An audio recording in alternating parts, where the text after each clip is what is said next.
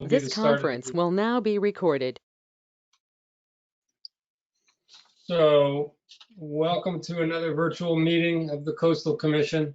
I'm sort of hoping this will be our last because we don't meet in August. And so I think September is our next meeting, mid-September. So hopefully we can all feel comfortable going in the town hall, maybe sitting a little apart in a bigger room. I don't know. We'll see how it goes. Maybe that's Flip coming on. I'm not sure. But Tom, I believe you passed the minutes around. Did people have a chance to see them? Can we get a motion to accept them? So moved. A lot of good hands, and I think as a vote that probably covered it since I saw.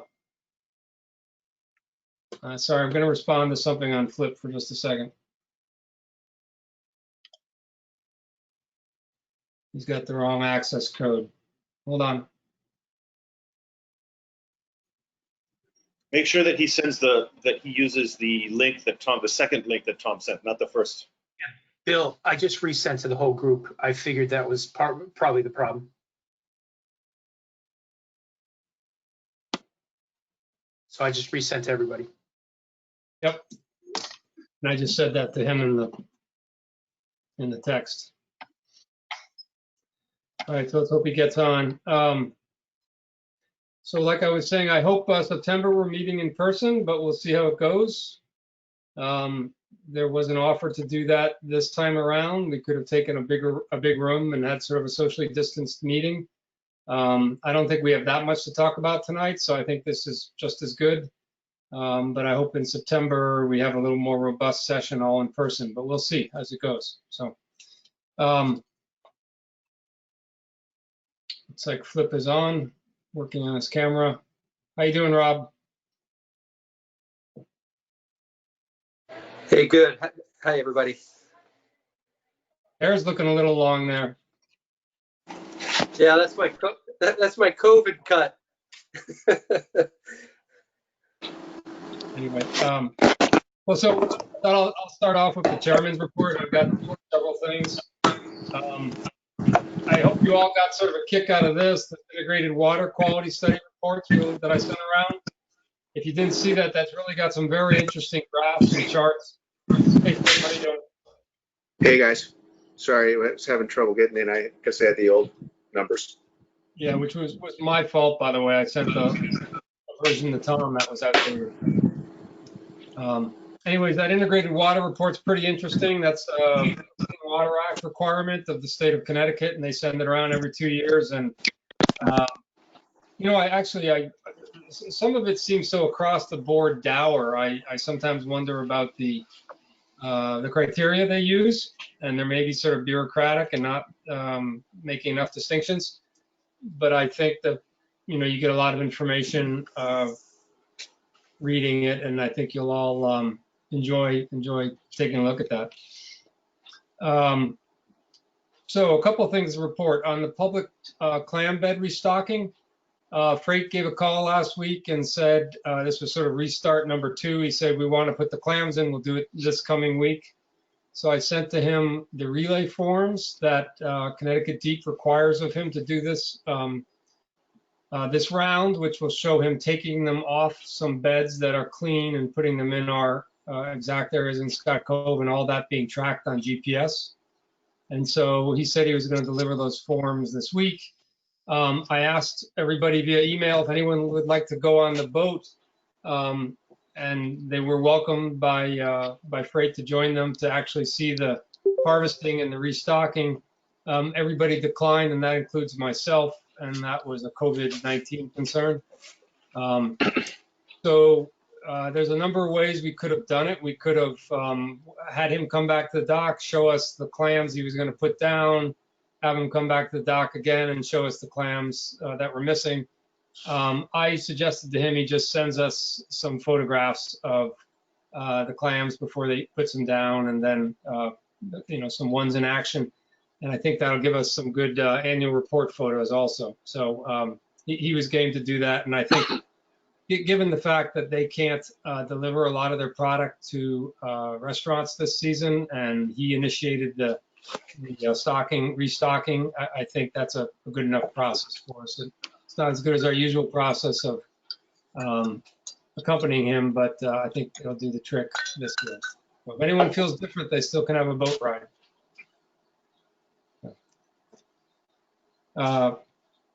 So that was that, and then I wanted to get into the dock permit application stuff, which we talked about a little last week, and I think we had some differences of opinion on it. And I wasn't trying to convince anybody left and right. We just headed off and did some initial exploration of this, and I just will say initial. And we thought we'd present some of those facts that we've discovered and just have this be another occasion where we can all hear a little more about the issues of dock permit applications and what our commission might do or might elect not to do, or what the town should be doing. And so I wanted to just spend about 5 to 7 minutes on this. I wanted to just start off to say I've received 3 more dock applications, and that's sort of what's driving this, is not only the fact that these things are pouring in, but the CTD people reached out to us to have input, and so that's sort of been the driver here. And that's not a good picture of me, but I'm frozen, but I'm just going to keep going. Anyway, the first application is for 32 Pasture Lane. That's up Goodwives River, flip behind your old house. There's an existing pier that's 32 feet long, and they want to expand it an additional 52 feet over the tidal wetlands. I don't know if that's an issue or not. Again, we lack a lot of expertise to judge this, but it's going to change the pier from 32 feet up to 84. So it's a big expansion. Then there was one in Scott Cove, which is a refurbishment. Hey, Bill? Yeah. I'm sorry to interrupt, but just to use that application as an example, I guess one of the things I struggle with if we were to, get into the business of weighing in on these is I don't actually know what we're looking for and what we're supposed to be critiquing, or like, just take that one. I mean, yeah, it seems like a big expansion, but is there anything wrong with that? I don't know. And I totally agree. I think we have to be careful not to get ourselves in a position where, because my sense is the deep may be just looking for people to kind of help them come to decisions on some of these applications. And it's one thing if you're a neighbor, you're welcome to say kind of whatever you want, whether you just don't like the way it looks or whatever. But as a semi-official body, I sort of feel like we need guidelines and regulations, and I would feel uncomfortable weighing in as a formal matter without some rules that we're supposed to be evaluating. I agree with all your comments. And but by the way, this could swing both ways. Deep could be saying no to this, where we think the littoral riparian rights of this owner should have a yes. So this is about us exerting some control in our own environment. It's not the way it really works. Deep sends paperwork to Town Hall, Jeremy Ginsburg. He's the one who sends out the requests for feeders or feelers to determine who has the right to discuss this or make an opinion. So all of the documents, all of the plans are all first approved by DEEP, and then they go to the town or the city, depending on what, the municipality, who look at the documents and decide, who has to have a say, i.e. the neighbors, the town environmental commission, if it needs to be. There's a whole slew of people, including the harbor masters or the harbor commissions, that have a say in doing anything that relates to docks or piers on the water. So when I get a document, it's already been through several approval processes to get to the point that they're asking for someone to say whether this is a viable option or not. I don't have anything to say against what you're saying, Tom, except the personal experience that I've been having is that CT Deep has been sending me documents and asking for us to have an opinion, a local eyes on the water opinion. And that request has come before things have been approved. It's come in the time at which the owner's engineering consultant writes a report seeking the permit from CTD. And they're in a 60-day period to decide whether they want to issue it. And then CTD is turning to us and saying, what do you guys think? And that process isn't some singular odd process initiated by this given analyst, Susan Jacobson, who handles Southwest Connecticut. But it's a process that is played out with other harbor commissions and other advisory harbor commissions. And so that's what's bringing these questions up. I don't have any answers to the questions I think that Flip raised. I think they're excellent. And if you've ever been to a planning and zoning meeting, some of the technical issues discussed are certainly very specialized. And we're being put in those shoes and don't know how to handle it. Other than that, that doesn't mean the issues aren't out there and we don't want to see them handled appropriately. So Bill, I was a little bit, oh, can I ask a question? Hmm? I was, a couple of things that might be helpful. I was a little bit confused because the documents that came out today, there was one from Greenwich, one from Norwalk, and then one that said 1988 draft Darien HM, I assume that's Harbor Management Plan. What was that document? And it says draft. I mean, is there nothing since 1988, nothing formalized? I didn't understand the context of that document. For fun, that in 1988, we attempted to put in place a harbor management plan, and it failed. It was turned down by the town. Okay. So, little tongue in cheek, I sent that along. It's a very simple version of the others. The others, what I sent along, Greenwich and Norwalk, have splintered apart the duties of dock permit applications much finer than the Darien sheet did. But interestingly enough, the Darien sheet is very readable. There's only like 4 elements to it, and I was going to go over those. And they are representative of what the other harbor commissions seem to put in place. So it was sort of a fun, quick read, and it has an interesting history, but it's an odd little piece. So we don't have a harbor management plan in Darien? No, we don't. We're informal advisory committee. Understood. And then what creates the distinction between a community having a harbor commission, which I hear you all refer to, and a singular harbor master, which is what Darien has? Why do some communities have one and some have the other? They're actually 2 different things. So the harbor master, which Tom is an organization within the state of Connecticut. Tom is a state of Connecticut employee as harbor master. Right. And then each municipality can have a formal harbor commission that ultimately needs to be blessed by the state, and it has the potential to give you access to some resources that the state might bring to bear, but it also ties you more tightly into the state rules and guidelines. And I believe in the early 90s or late 80s, when there was this failed attempt to put in a harbor management commission, the reason that it failed is it became clear to people in the town that if they did that, there would be ramifications on, for instance, who could use our town beaches and, state residents and things like that. And people said, no, we don't want to open the door to that. And so we've been operating as an informal committee, not a formal harbor management committee, ever since.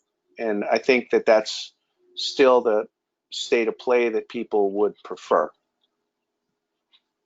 Even though it hasn't been discussed in 30 years? Well, we have, for instance, there is a consultant who has worked with many of the coastal municipalities on either forming formal harbor management committees or not. Bill and I met with him and had several discussions and debated the pros and the cons of actually having a formal management committee. It didn't seem actually like there were any, at the time, any meaningful advantages of having a formal harbor management committee, and there were still some uncertainties as to what role the state would play in our local coastal assets. So, but isn't that then what leaves us in this conundrum right now, where it's not clear what role That's correct. this body Yes. plays? That's correct. Yes. And the point I would like to make, it's the only point I really want to make. I don't have any axe to grind other than there are issues that are coming up with dock permit applications. You can't ignore the fact that the issues arise. That we're not an official harbor commission says that we really don't have any say in how those things are being decided. And as a result, we're not having input on those, and we don't know who has input or why or how. So they're not unimportant issues. And, to date, you've really got CT deep only, an underfunded, thinly staffed, I'm not saying incompetent, but just underfunded and thinly staffed organization stretched. And they're stretched so that they're reaching out to us and saying, be more eyes and ears on the ground. Whether that's a smart request or not, that I think is the situation I'm perceiving. And given the fact that you have real issues that arise with docks, and all these applications come incrementally, so you can have change happening in little bits, and you might wake up 10 years later and say, oh, I wish we'd had a program in place which had stopped all these docks from being put 50 feet away from each other or something. It begs to have some organized plan or thought, or rather approach to it, such as all the harbor management plans have designed into themselves to do. So let me just continue with a couple other things.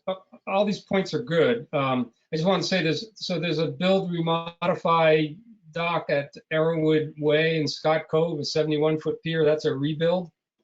And then there's a new pier off of Long Neck Point, which is going to be, pretty large. It's down on the east side of Long Neck Point, 135-foot pier for boat, lift dock, and all that. I think there's a couple others that are in that category on the east side of Long Neck Point, so I don't know if that's any different.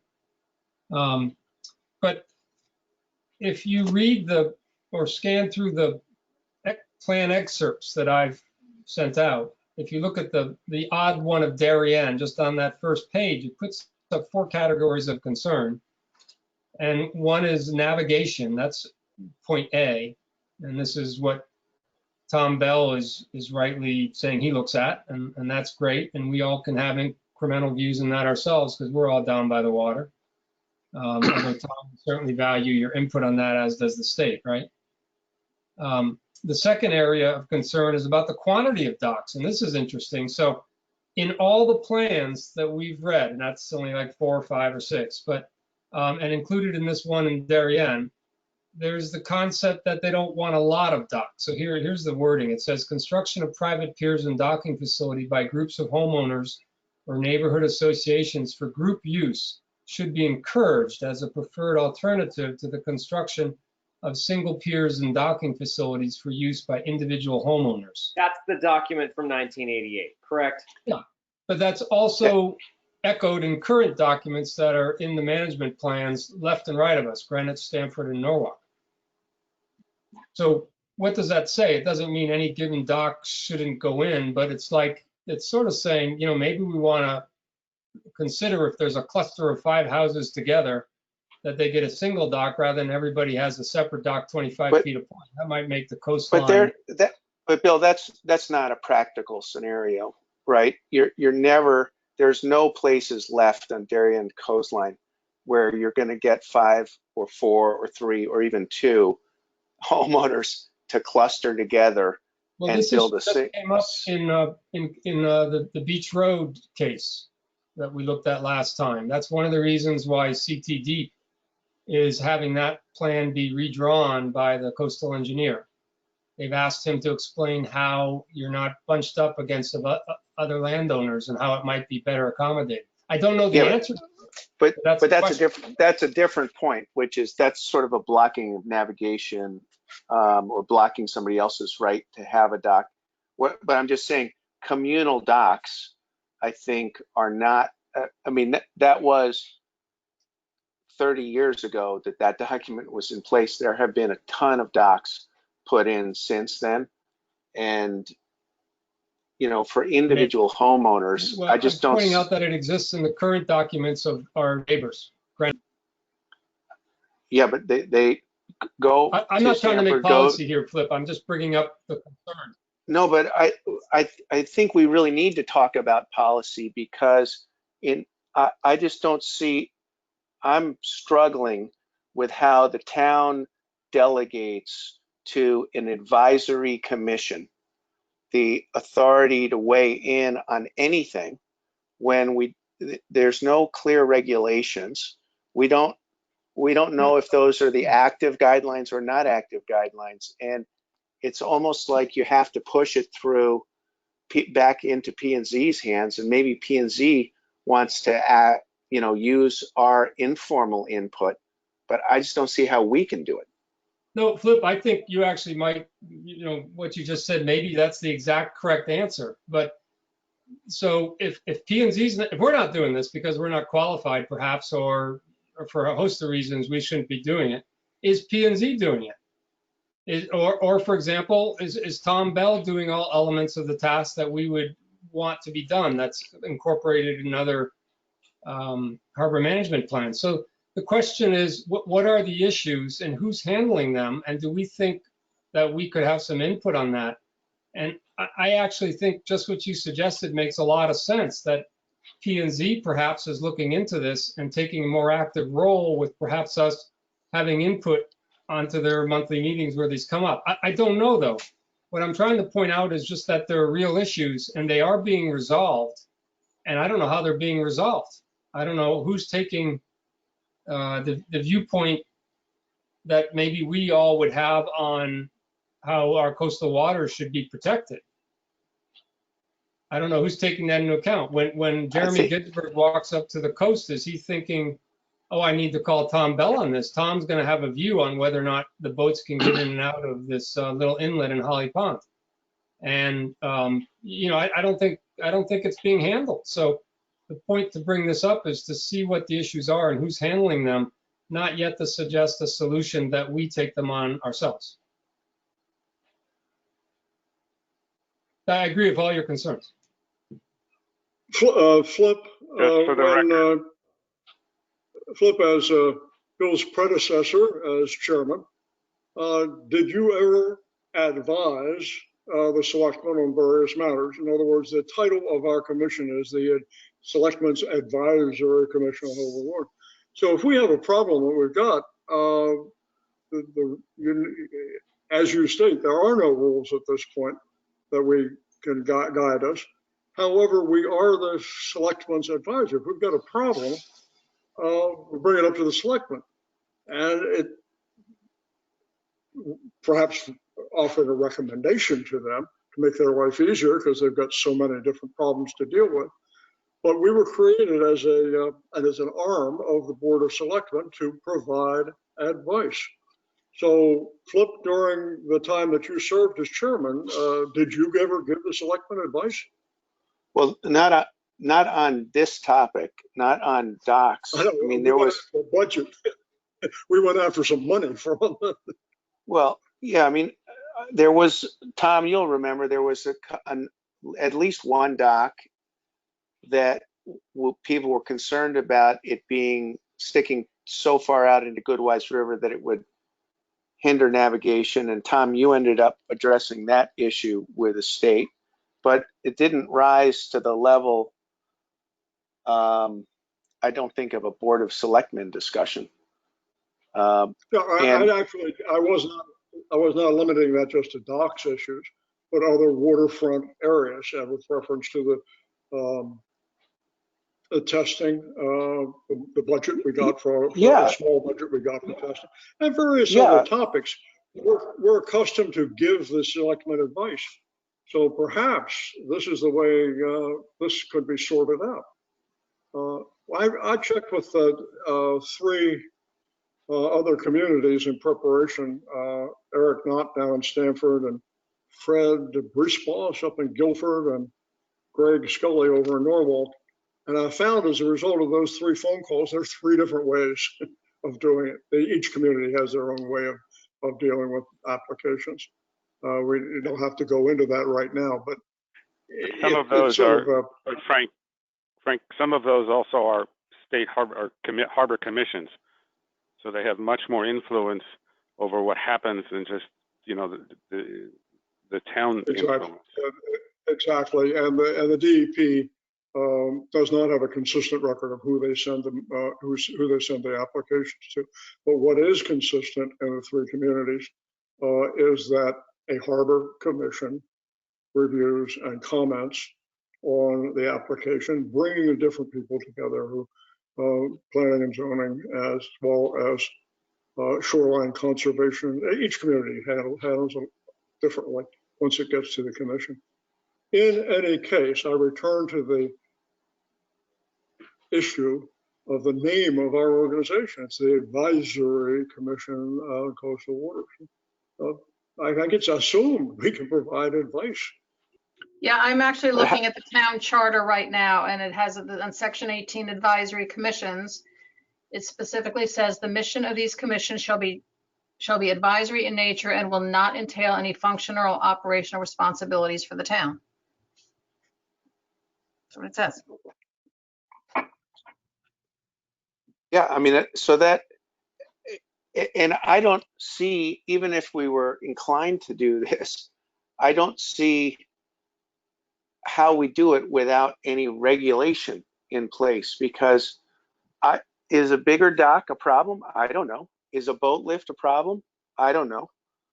Are we really mandated to say you shouldn't have 3 docks in a row versus 2 docks in a row? I just don't, I don't think any of us, I mean, we all have our own personal desires and what you think might look good or look bad, but as a regulator of sorts, I don't think we don't have any regulations. And if we were to do this, or if we were to do it together with P&Z, you know, P&Z has regulations. We would need regulations put in place, it seems to me, to address what are the things we're supposed to be criticizing and what are the things we're supposed to be letting pass.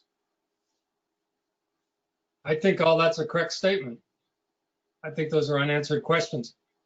That doesn't mean that that there aren't issues arising on docks that are waiting for somebody to have opinions on them and to have a better outcome. Yeah, no, I agree, and maybe where we should leave this for this evening is to encourage you as chairman of the commission to talk to both Jamie Stevenson and either Jeremy Ginsburg or somebody from the actual P&Z commission, and just address the general nature of dock regulation and see if there's an appetite for modifying it or building it out more. Well, that's where we are. Sorry, I keep on freezing my picture, sorry. That's where we are. So I did talk to Jamie, and what she has a lot of the questions we do that they're being asked here. She sees the issues also, so she suggested we talk both to Jeremy Ginsburg, which I have, and his concern really stops at basically high water mark. So he's landward. And the other suggestion of hers was to go talk to Wayne Fox, the town attorney. So we have contacted Wayne, and he's reached out to an environmental lawyer at another firm to get advice on this. He sees the issue. And so this is percolating through the system. What do we want to do, and how do we do it wisely? I think you hit on the very issues. I think actually you probably tagged what is probably the ultimate solution, that somehow we fold into P&Z doing this in a more robust fashion, with maybe us sitting during permit applications and injecting some voice on the water view, perhaps with Tom Bell alongside, or Tom maybe is going to do that continually on his own. But I think at the moment, we're just seeing these things pass under our nose and we're not doing anything. And we don't know what to do, that's correct. But there are real issues that arise with them. And again, I think if you conceive this as, it's not always stopping a dock, it may be putting a dock forward because CT Deep is wrongly stopped it. It also may be, for example, there's a dilapidated dock maybe that people haven't been taken care of. And maybe we get more purchase by being involved in these things to say, hey, that should be taken down or that should be refurbished because it's dangerous at this point. So I think we are accepting a bigger view of our responsibilities, and I think ultimately that's going to be helpful to the water. But how we do it, I don't know, and you know, how we do it, we don't have the knowledge, we don't have the authority, but these decisions are being made, and I think we should find out how and by whom and how it's done wisely.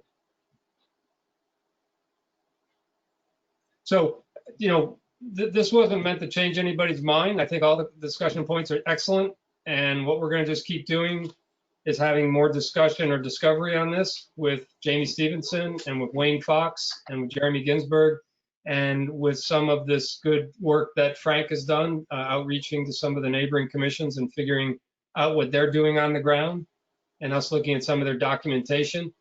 And, you know, I'll just say we haven't encountered all these groups doing something here because there's no issues. There are real issues that people are working through. I don't know how often we'd find an issue in our backyard, but I suspect when one comes up, we'll want to have some way of addressing it, not ad hoc. So does anyone else have any more thoughts? I think there's been great stuff said. We're going to go forth and just keep discovering more. If you think we should be going in one direction or another, glad to listen to more thoughts. And it just seems, I think, getting guidance from Jamie and the selectmen is the way to go. I mean, between the language I just read and the charter of this advisory council and what it says that we're supposed to be doing, it is clear that we don't have direct authority on these matters. Bill's being put in the unfortunate position that he's got the state coming to us saying, we see you as a body that's supposed to be helping and opining. So he's trying to be responsive to that, and he's kind of between a rock and a hard place.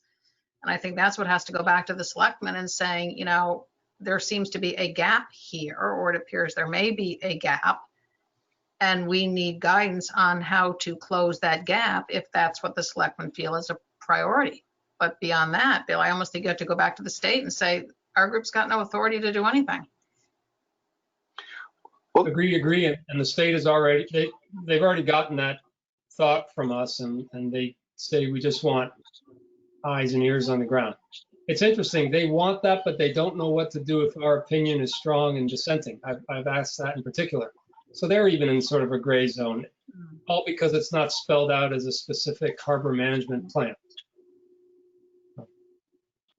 But clearly the framework exists for the state to delegate some regulatory input into the local municipalities.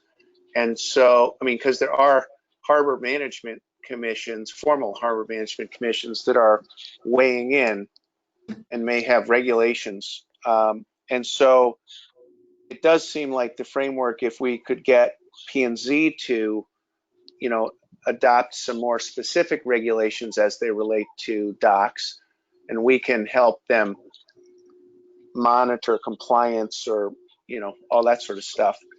It seems like the state should be able to live with that.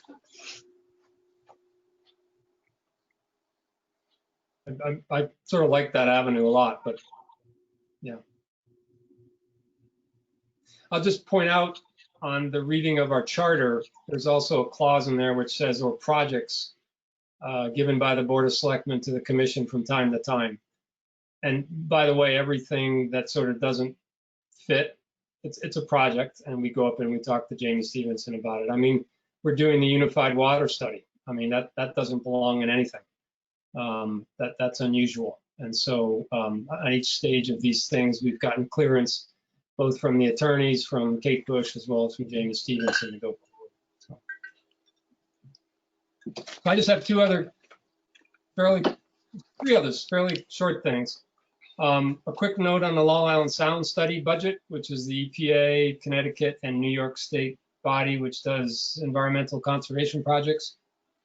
Their budget, which went from 14 and change in 2019, went up to 21 million in 2020, is now just passed House Appropriations Committee at $30.4 million.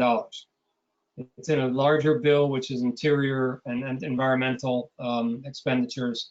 They're just going through the roof. It's the most unusual time for this to be happening, as we all can guess, right? But the Long Island Sound Futures Fund grants have been increasing. Likewise, this is stuff that funds more of those grants. And so if this pops up the 50% that it looks like it might, then, I just think we'll continue to see more environmental grants and work in the Sound. So it's a pretty neat trend. Cross our fingers. Two more things. Coastal Cleanup Day. We've been having talk about a debris cleanup day. That's a funny picture. I'm going to go back to no camera. Sorry about that. We had Anthony Allen from Save the Sound give us a little presentation on International Coastal Cleanup Day, which Save the Sound sponsors. And I've signed us up there to do a cleanup. And I signed us up for the Goodwives River from Darien Boat Club up to Rings End Bridge.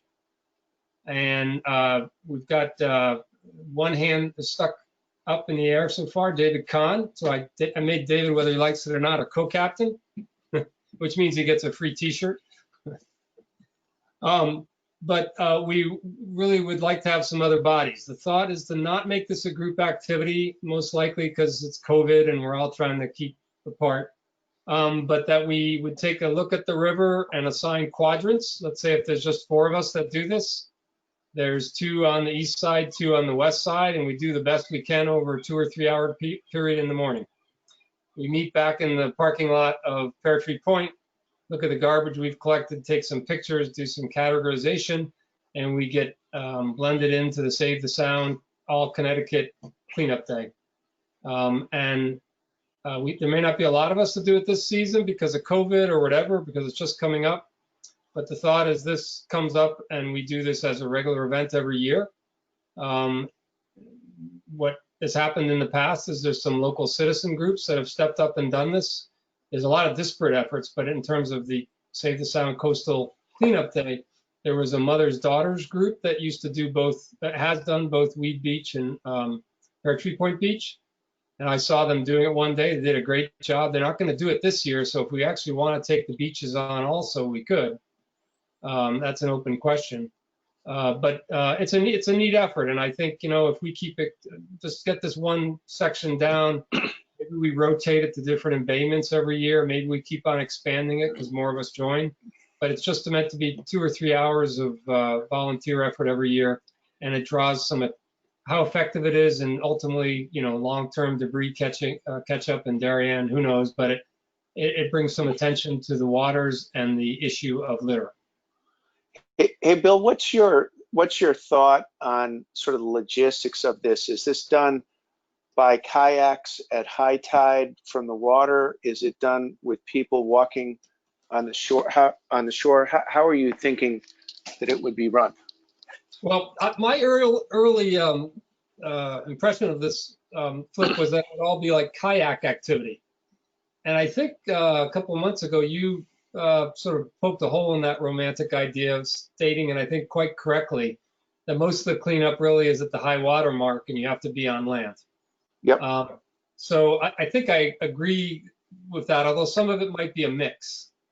And what I thought, if we got, let's say, just focused on Darien Boat Club to Rings End, and if we just said, let's say 4 guys, then there's 2 guys on the east and 2 guys in the west. They figure it out.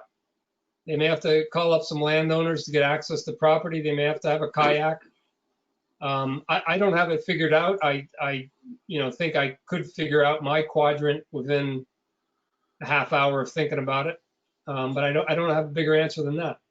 It's a couple thoughts on it, which is that whole area, everything up until you get into the salt grass is super deep, sticky mud. You cannot walk on the foreshore.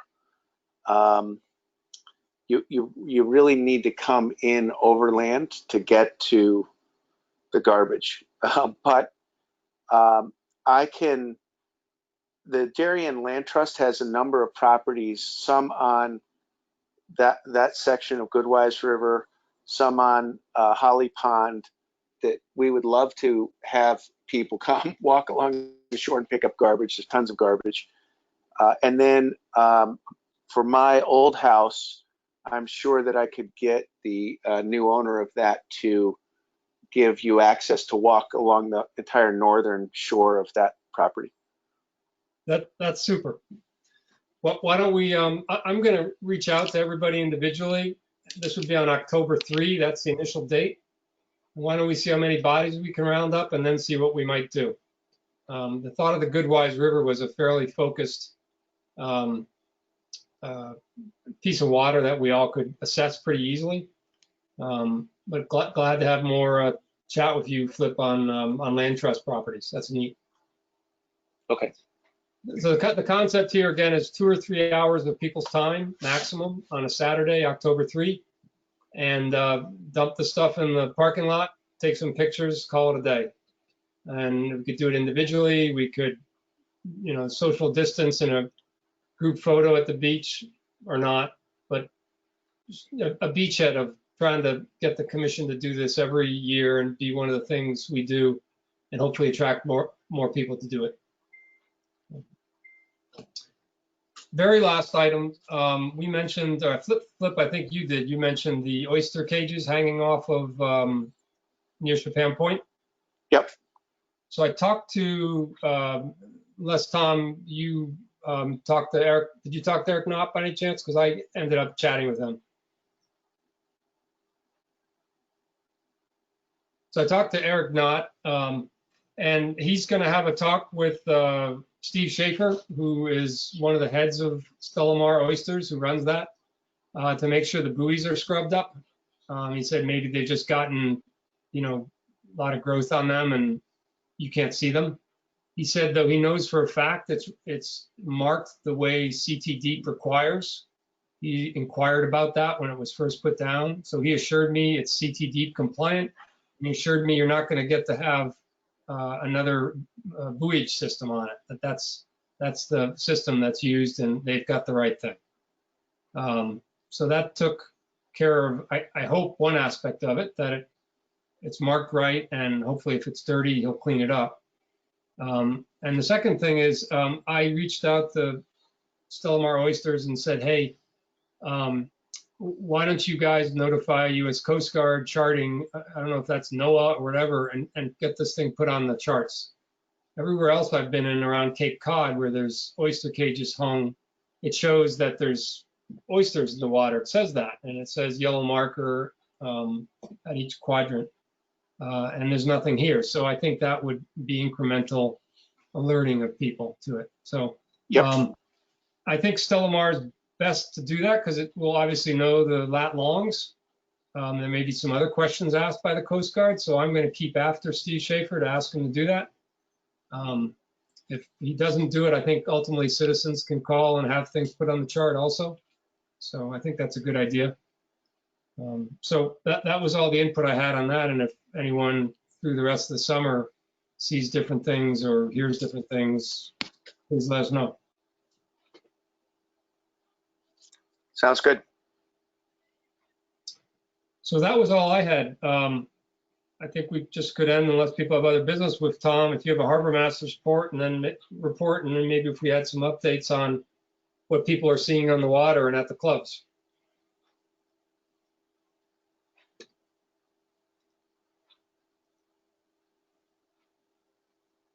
sorry, I hit the wrong. This has been a very bizarre season for me as harbor master. Last year I had 118 people on my wait list as of February 1st. Currently I have 157 on the wait list. And that doesn't include, so take out that number, the actual real number is probably closer to 62, because I've added new moorings in certain areas of the field, and just a lot of people have given up their boats. I stopped counting the number of phone calls I was getting between the middle of March and the end of May, because I couldn't keep the log. But the phone calls were, I just bought a boat, I need a mooring. And I kept telling people it didn't work that way. It doesn't work that way. But if you have the opportunity to go anywhere near Ziegler's Cove on the weekends, you know it is an absolute disaster. And unfortunately, what is also happening is Scott Cove is becoming an absolute disaster. And by that, I mean the number of boats that are using both Ziegler's and Scott Cove to tie up, rack up, and do whatever, just party and have a good time. And, up until this year, nobody really knew about Scott Cove. And I was hoping that would stay the same, because that's where my mooring is. But it's been a very, very active season. The size of the boats are very interesting to look at.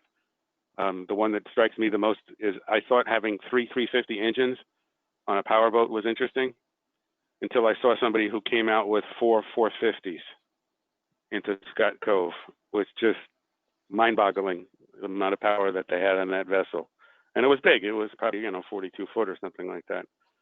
But anyway, that's really what's going on with the harbors. Any questions?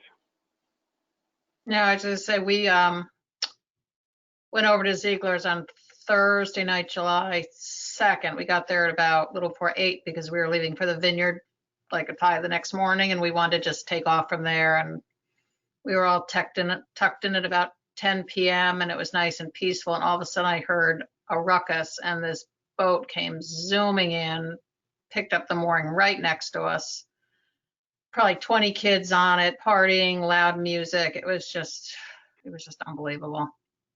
It was unbelievable. So then they were swimming, and finally Doug said, they don't leave soon. He was going to get out and put our spotlight right on them. But then once they had their swim, they must have gotten cold and they took off. But I guess I didn't realize that Ziegler's was being used late at night for partying as well. Interesting. Tom, what's your sense of the number of what I'll call empty or unused moorings in the harbor? I guess you didn't have the, did you have the midsummer monitoring, or, taking count of which moorings had boats on them or not? I haven't done that yet. A lot of people were late in getting in. So it's kind of lax on the June 15th date. Mm-hmm. But I will be doing that in the next couple of days. Just trying to make sure that I understand what's going on. Yep.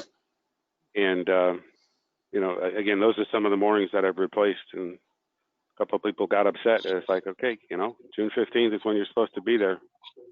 So anyway. But how do you tell at any given time, because a boater could be gone for a week or 10 days or something? So how do you follow up? I generally do inspections 2 or 3 times a year. Okay. Tom, they're all sneakers. Congratulations on getting that waiting list down. As far as, did I hear you right? There were over 100 and now it's down around 50? No, Frank, you heard wrong. It's gone the other way. There are now, it was down, the number was 118 as of February 1st of this year. It is now 157. Oh, my. Of that list, what is the date of the oldest application?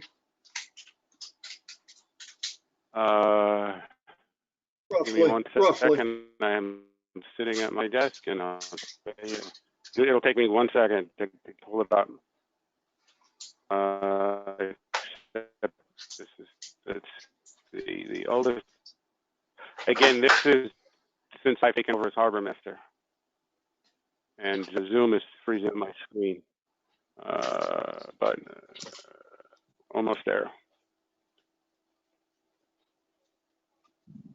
The date of my one application for a 20-foot boat is, I don't need to tell you the name, is January 1st, 2013. No, there's, and the reason for that is that the person is very particular on where they want to go. oh, yes. And I'm saying, okay. And Tom, there's no, But- of those 150 people, there's no one who, there's a bunch of empty moorings kind of up Goodwives River as you go up, you know, towards where my old dock was, and no one wants to go on those? I put like 6 there in the last 3 or 4 weeks. Okay. There's still, I just walked it the other day, there's still no boats up there. Yeah, I'm not putting boats further than they are in the gut. Okay. It's too tidal now. So I was trying to get rid of them. Well, can we get, going back to docks and stuff, can we get them, there are a number of moorings up Goodwives River from where there are currently boats. Is it possible to get those actually removed if they're not going to be used? Because it's sort of, that's my plan. Okay. I got to get the contractor over to pull them out. Gotcha. Okay, great. I moved a couple of people from the back of that chain up into the main harbor, and so some of those moorings just need to be pulled. I like that thought a lot. The guys are just super busy. Yep. There's times where I think some of these areas like Ziegler's and up in the river can look sort of derelict, like there's just a lot of gear, dirty, hanging around. So if it's not used, it's nice that it's going to get out of there. And for whatever it's worth, just continue to be my 2 cents. I still think there are a bunch of places along the west side of Long Neck Point that we could put new moorings in. And I spoke to Jeff Eng just the other day, and I think he still believes that moorings can go in there, but obviously, you know, you'll do what you want.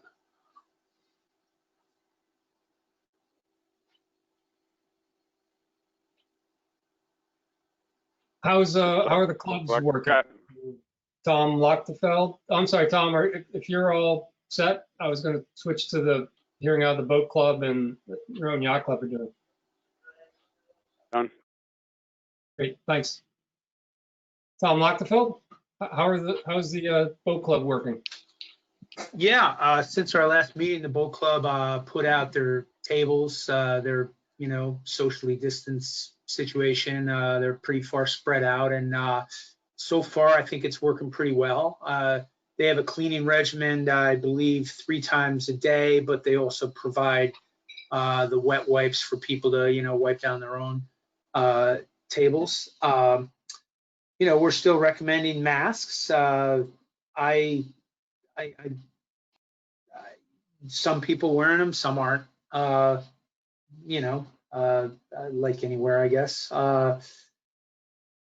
And that's the launch. We're accepting if people are going to one boat, then we can take them, I think, up to 4 on the launch, if I'm not mistaken, if they're all going to one boat. But otherwise, they're not going to 2 separate boats on a trip. So it's, you know, it's been relaxed a bit. On another note, I did support boat for the flotilla on Saturday. That was a fun event from Cove Beach over to Bakuzi Park. I think they had over 100 kayakers, and we put together a team at the boat club of both paddlers and myself, the support boat to raise funds. And I think we raised probably a bit over $1,000. So good for us. Anyway. Yeah, the event was very successful. They raised about $35,000. So Great. Thanks for your participation, Tom. And how does that compare to to past years? better? I believe it's an increase. There was definitely a much higher participation this year. I think last year was maybe 80 boats. Okay. Great. So It's a beautiful day for it. That's it. Well, how about your own yacht club, either Grant or Flip? Grant, you want to go or you want me to? Sure. I mean, we've been down for a handful of Saturdays and Sundays and evening. Seems like people walking around the property are being due diligent about wearing masks and keeping their distance. Once you're at your table, you can take it off. It seems like they're monitoring people if you are kind of in a group or, around one. They sort of, someone comes around and tells you to kind of break it up a little bit and go to your table, which from my experience, it's been positive so far. I think the club's doing a good job. But we haven't been there all that much, so there's a couple other members here, but You guys are doing racing, but I've seen some boats still shrink wrapped, like maybe half dozen or so. So is it sort of a not yet a full crowd? The sonars are the ones you see shrink wrapped, and I think under our current rules, they could actually race sonars, but the many of the people racing those boats are on the older side and have not wanted to get into the kind of close proximity with non-shelter group members that a racing sonar would do. So I just don't think they've had kind of critical mass to get a lot of those boats out on the water. I will say I was on the dock on Sunday doing some work as sonars were going in and Vipers were going in, and I was pleasantly surprised at the number of people that were all wearing masks, all doing their best to be in their own shelter group or / their boat they've chosen to be on. But you see people around the hoist, you see people walking up and down gangways, and everyone had, not everyone, but the vast majority of people were very responsible with regards to masks and keeping distance. I think the interesting thing about the year is, in spite of the fact that there are still some sonars that are shrink wrapped, I think Norotan, and like many of the clubs around, has experienced a real resurgence of people getting out on the water. And what they're getting out on the water on is single person boats or double person boats, not 4-person boats like a sonar. And so we have quite an active sunfish fleet, believe it or not, this year. So people are still going out. They're just going out on single person boats that are kind of easy to handle. One of the nice things that is going on is that the junior sailing program is operating very carefully. And what is shortly be announced is that on Tuesday, August 4th, they'll have an Opti regatta with invitational to all the clubs. Now, normally that's accompanied by some shoreside activity, but in this case, the guest clubs will not go ashore, and the whole registration is handled by the computer system, and the record keeping and all that is in the committee boat. There's been an excellent response from the other clubs who want to have some semblance of a season this summer, interclub. So that when the registration was healthy for the Optis, they are now, I think that maybe 2 days later, there'll be a laser and 420 regatta using the same format, very carefully monitoring the arrival of the boats, which will be towed from the other clubs who will be participating. So it's a very good sign that they're approaching carefully, but they're also trying to give the young people some good experiences during the summer, despite the quarantine. I think that's all told pretty encouraging. I seem to have frozen the last time. I have a cross look on my face. I'm sorry. Does anyone else have anything they'd like to bring up? Otherwise, I thought we'd adjourn early. I think we went real long the last time. We went to 9:30, so. If there's no other business and people are okay to adjourn, And Move we Bill, the adjourn. next meeting is in September? yeah, I know we don't have an August. I don't have the date in front of me, but I'm pretty sure we're in mid-September, 16th or 20th. So I'll mail that around to people. I So have-